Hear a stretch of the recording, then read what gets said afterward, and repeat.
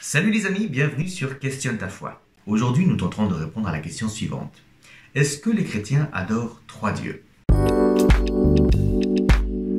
C'est une question importante et il est vrai que nous, en tant que chrétiens, avons cette doctrine qui nous est tout à fait particulière. Aucune religion dans le monde ni dans l'histoire n'a pu affirmer que trois personnes ne formaient qu'un Dieu. Nous disons que le Père, par exemple, est Dieu, que le Fils est Dieu, que le Saint-Esprit est également Dieu. Si on fait bien le calcul, il y a le Père, le Fils, le Saint-Esprit, ça fait bien trois dieux.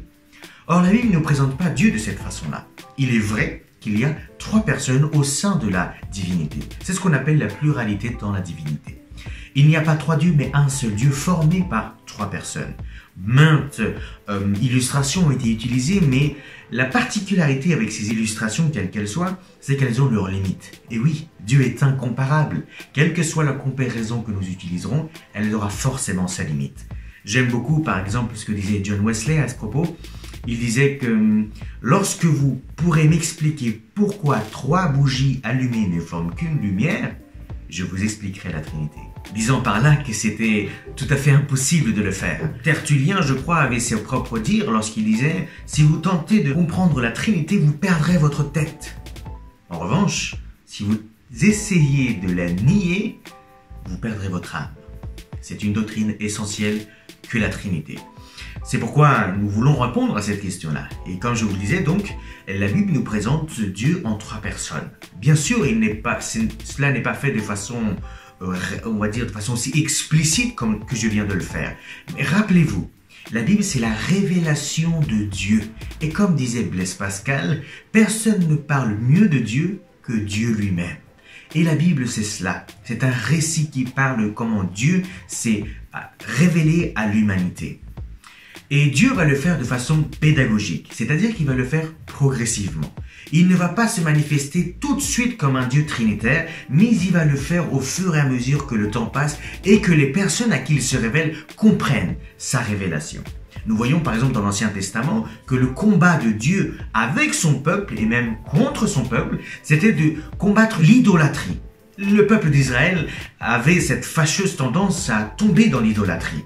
Alors ce que Dieu voulait à tout prix, c'est que son peuple sache qu'il n'y avait qu'un seul et vrai Dieu. C'est pourquoi, dans la Bible, dans l'Ancien Testament particulièrement, nous avons plusieurs affirmations qui disent qu'il n'y a qu'un seul et vrai Dieu. Le Dieu tout-puissant, le Dieu d'Abraham, d'Isaac et de Jacob.